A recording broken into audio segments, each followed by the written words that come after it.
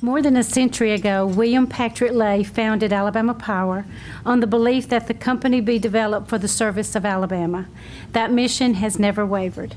Our commitment to the people of Alabama goes well beyond providing power to the communities that we serve. Since Alabama Power Foundation was established 25 years ago, it has given more than $155 million through more than 20,000 grants and scholarships. Both Alabama Power and Alabama Power Foundation are proud supporters of the Women's Philanthropy Board Distinguished Speakers Fund. The fund is an integral part of supporting our mission to share information and resources to enhance the quality of life to others. Danny Thomas, the founder of St. Jude Children's Research Hospital, once said, "Success has nothing to do with what you gain in life or accomplish for yourself. It's what you do for others." I'm proud to represent a company and work with an organization like Women's Philanthropy Board, both of which understand the real meaning of success. It is my pleasure to introduce our speaker today, Trudy Cathy White. Trudy is the daughter of Jeanette and Truett Cathy. She's a wife, mother, and grandmother, and truly has a heart for service. Along with her husband, John, she co-founded Impact 360, which is a gap year program designed to equip young adults to be Christ-centered servant leaders. She also serves as the Girls Director of WinShape Camps, which strives to provide a positive camp experience for youth and allows them to sharpen character, grow in relationships, and deepen their Christian faith. I am delighted to welcome her here today.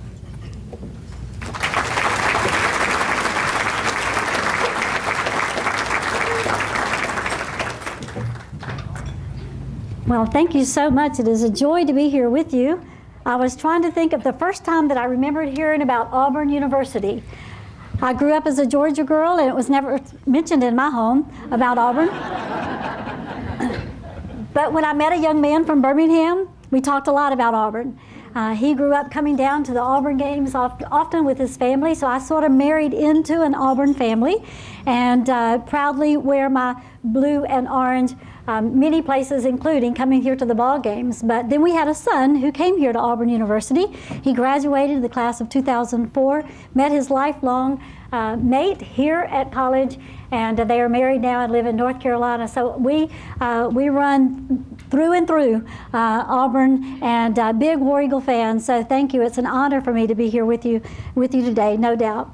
My entire life has been spent in the for-profit world, and I'm speaking specifically about Chick-fil-A. We've got some of our Chick-fil-A family members here today, our operators in the local area, and some of their employees, their unit marketing director or restaurant marketing director. If you would stand, just so they will know you folks, and I just want to thank you personally for what you do here in the community. There we go. I knew they were here somewhere. I'm thinking, where are they? There we go.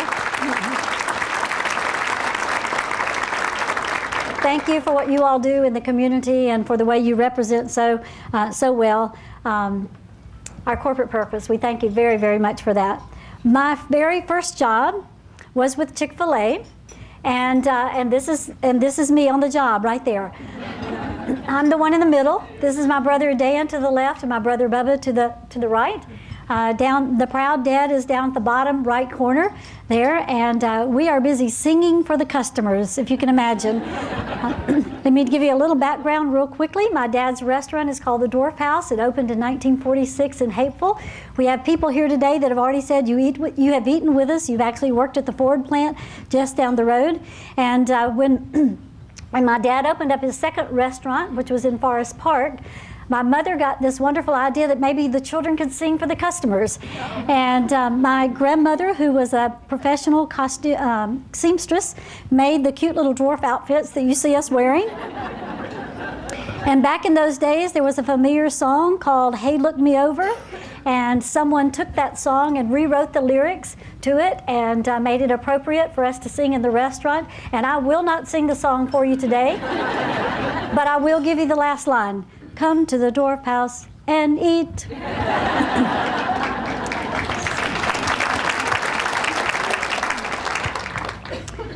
So then my dad worked, he opened his Dwarf House when he was 25 years old, and for the next 20 years he focused on customer service. And about the time when he was 45 years old, He invented something that we know today as Chick-fil-A. He invented it in the kitchen of the original Dwarf House that continues to be open today there in Hapeville, Georgia. And it was in 1964 that sandwich came on the scene. My dad decided that he was serving fried chicken. He decided he wanted to remove the bone from the chicken for two reasons. One, he could cook it much faster, and it would be much more appetizing and pleasant to the customers. So he took that breast of chicken. He himself put together the seasoning coater for it.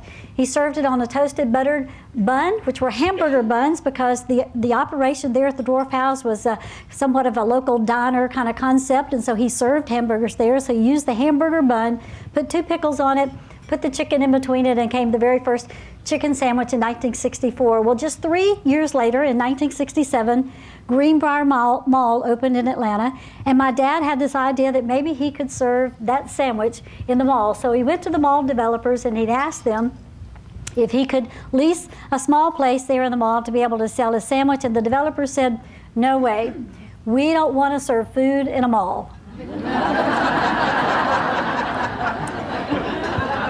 They were concerned about the smell of the food. They were concerned about all the trash that it would generate in the mall.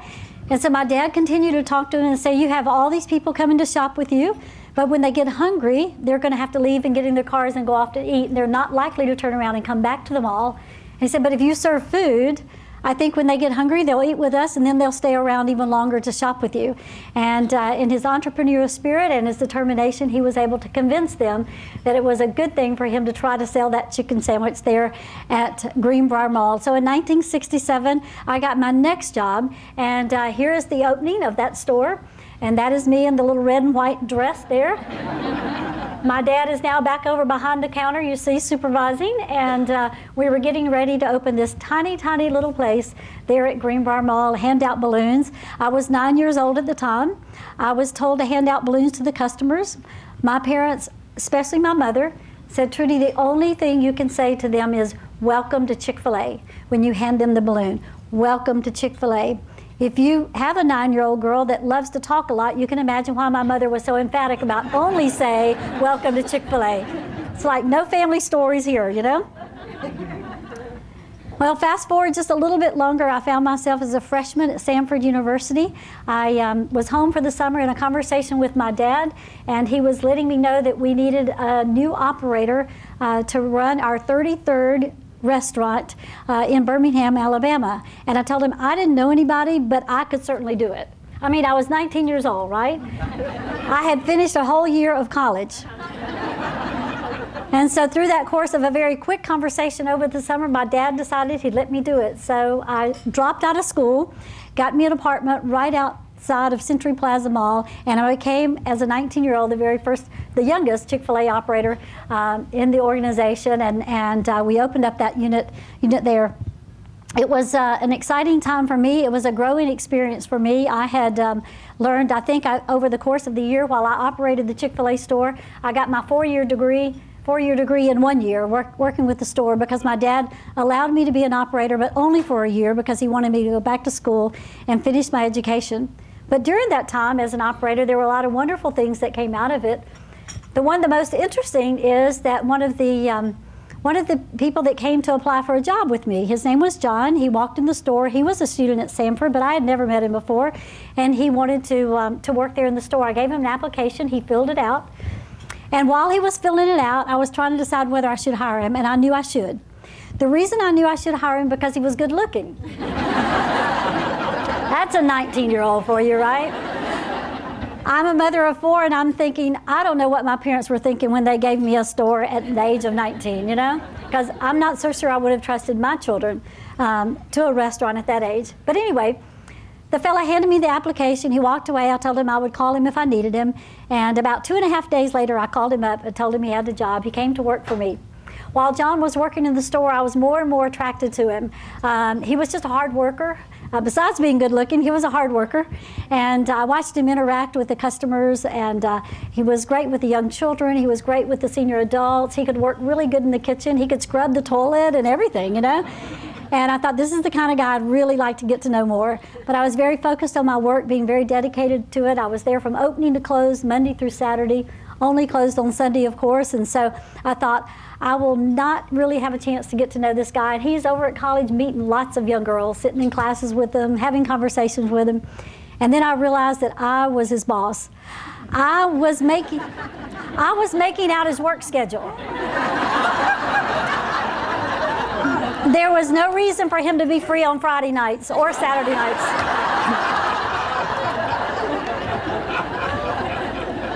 And guess what? The plan worked. We've been married now for 37 years. We have 4 children and 12 grandchildren.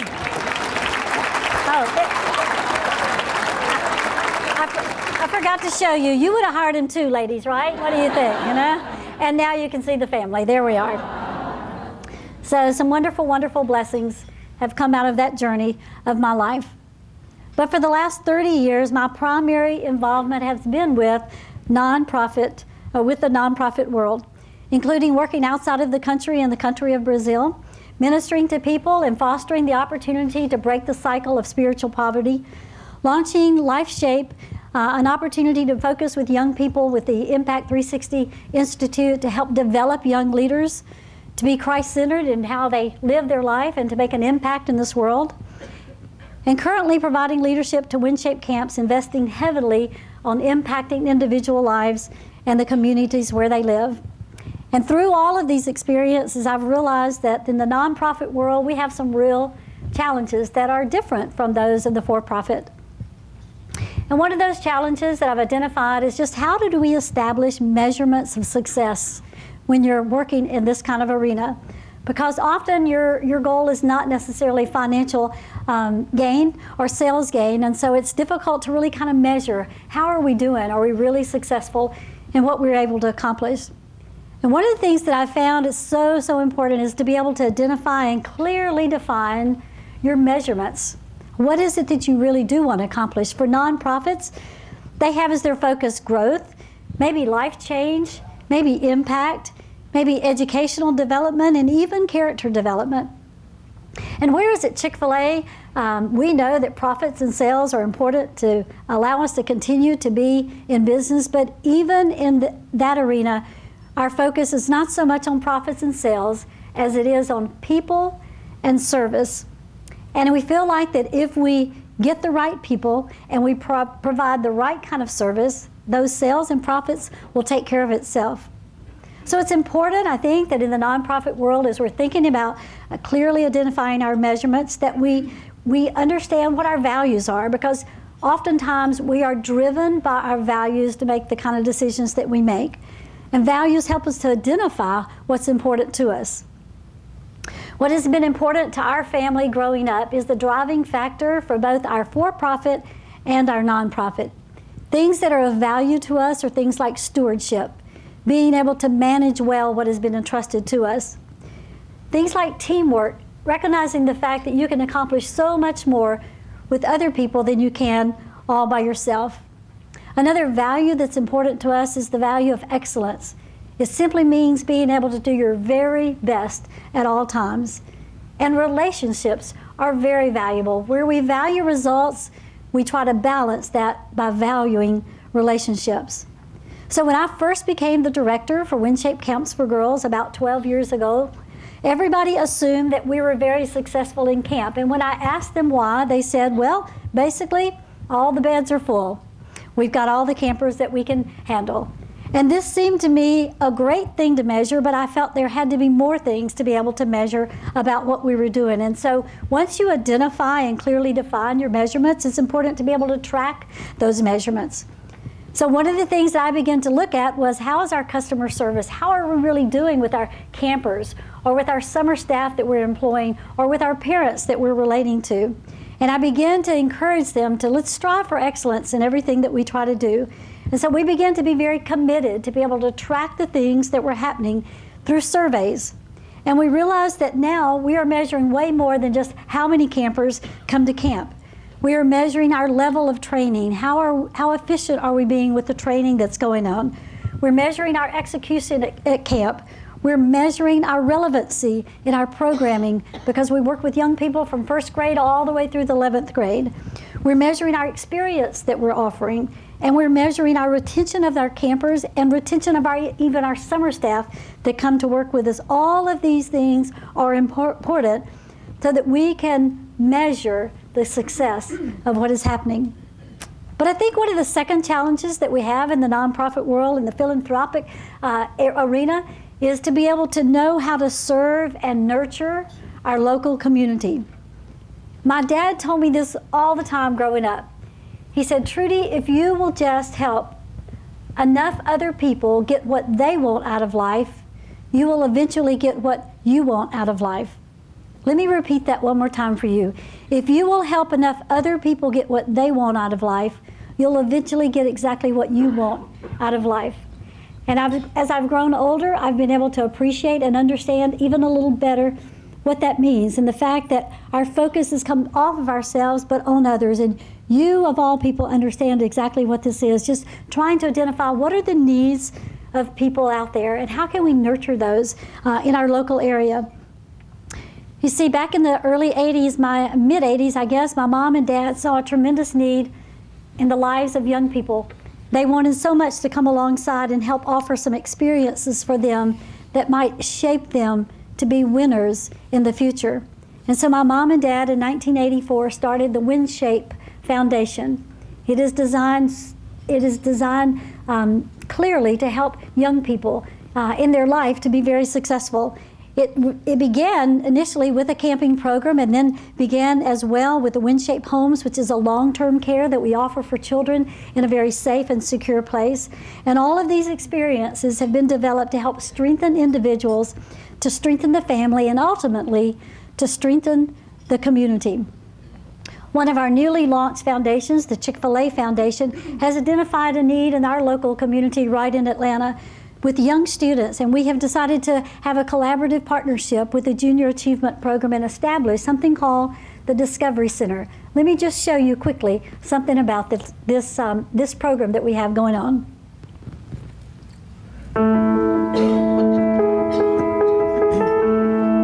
Each year, thousands of students graduate high school never knowing what professional or educational opportunities are available. Even worse, many lose focus and don't even graduate at all, never stopping to think what a financial strain this will have on their futures, or lack thereof. The Atlanta community decided to do something about this. Welcome to Junior Achievement's Chick-fil-A Foundation Discovery Center. In 7 months, this space at the Georgia World Congress Center was transformed from a few empty rooms to a simulated city of Atlanta, to develop a place where our children can experience learning like never before. This place was developed to educate, but designed to inspire. But the learning does not begin here. Before stepping foot in the center, every student completes 18 in-class lessons. Then, almost every weekday, more than 200 6th through 8th grade students, that's more than 30,000 students a year, arrive here and are given the opportunity to not only dream of a bright future, but to actually experience it.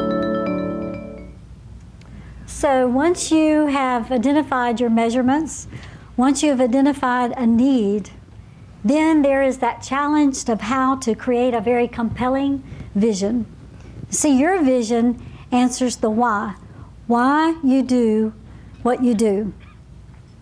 Many of you might recall in the 1980s what the economy was like. It was a challenging time for all of us who were in business, and particularly for Chick-fil-A. We had somewhat overextended ourselves. We had grown very, very rapidly and found ourselves in a very interesting situation, and we began to ask a very critical question: why are we really in business anyway? We came away with a very clearly defined answer to why we operate the way we operate, and that is that we might glorify God by being a faithful steward of all that is entrusted to us, and that we might have a positive influence on all who come in contact with Chick-fil-A. You see what happened at that point when we pinned that corporate purpose? It gave us such great clarity, purpose, a direction to move in, and it helped other people understand why we're doing what we're doing, because most people might think we're just out there trying to sell a chicken sandwich. But now you have the inside scoop. We really are doing what we do to be able to glorify God by being a faithful steward of what He's entrusted to us, which includes opportunities to nurture and serve the community, but not only to be able to steward well the resources that come our way, but to have a positive influence on other people.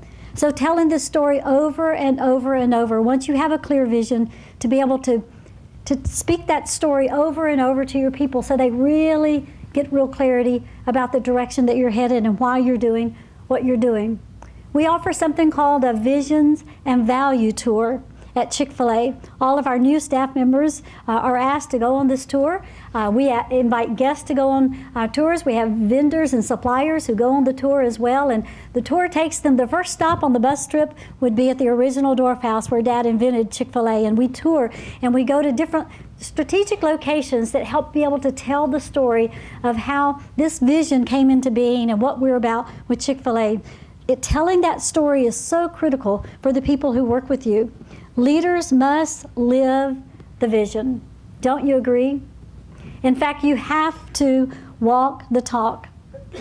The one thing that I shared with my dad that was most significant to me in all these years of living with my dad, he passed away last September at the age of 93.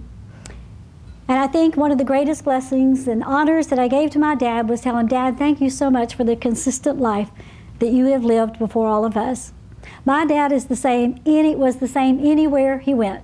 You could sit at the kitchen table with him, you could sit at the office, you could ride with him on the corporate jet where he's going to meet with the leading CEOs of the country. You can fly with him to Washington, D.C. as he met before the Ethics Committee. Wherever he went, he was always the same person. And I really, really appreciate that so much in my dad. But leaders must live the vision that they've cast for their people. I found this quote, if God has given you a picture of what could be and should be, embrace it fully and refuse to allow the busyness and the urgency of life to distract you. So when you create a compelling vision, people want to join and follow you. And that leads us to another challenge, not by any means the last challenge, but the one we'll address today. Another challenge is how do you effectively staff your organization? You see, it's imperative to attract and retain good talent. Both at Chick-fil-A and in our nonprofit world, we look at people, and when we decide who we want to, what we're looking for in people, we have these words that all begin with the letter C. One of the things that we're looking for is character, because we feel like that's something we probably can't teach them. We hope they already have good character by the time they come and are interested in a job with us. The second letter C has to do with their capability. Obviously, do they have talents and skill sets that they can add value to what we're trying to do?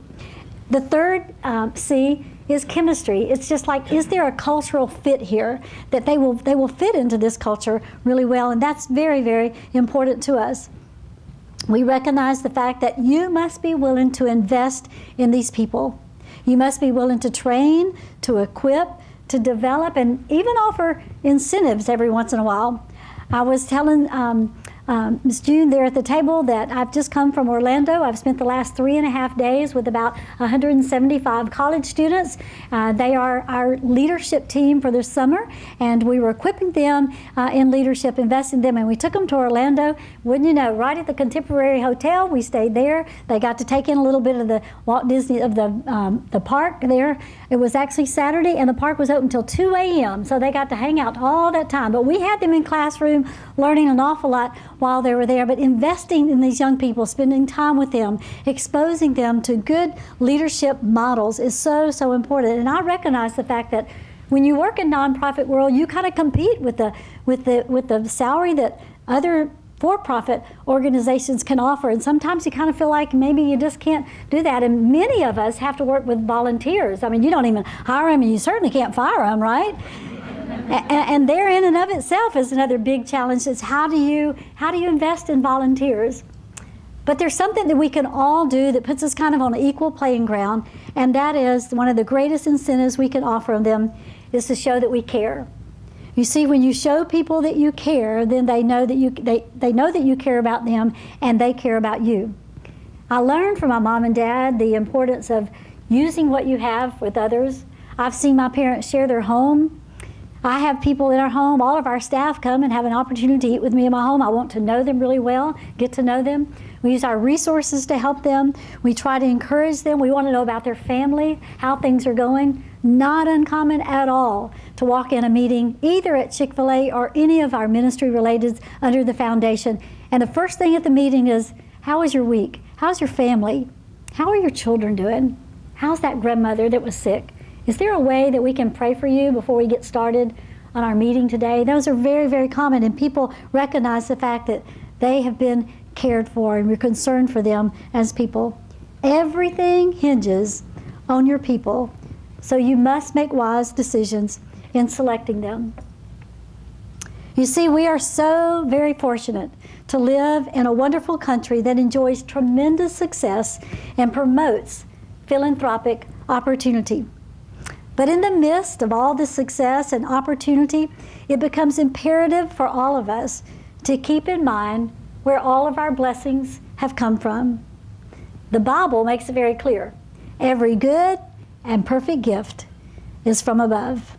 And the reality is that we are all truly blessed. I know you would agree. You know, if you suppose for even just a moment that you are not blessed or rich, let me remind you that by the world standards, every one of us here in this room is wealthier than 90% of the world. The typical diet for most people today will be a bowl of rice. Much of what we consider to be absolute necessities, like a car or an extra pair of shoes, or even warm water to take a shower, all of these things, the rest of the world, they don't even consider it a possibility for them. We are truly blessed, and our blessings have come from the Lord. When we understand this truth, we understand that our future is not dependent on our own personal accomplishments, but rather it is dependent on God. We are to make a difference in this world. The opportunity to change someone's life story. What matters is really not the duration of your life, but it is the donation of your life. It is not about how long we live, but it's all about how we live. Thank you.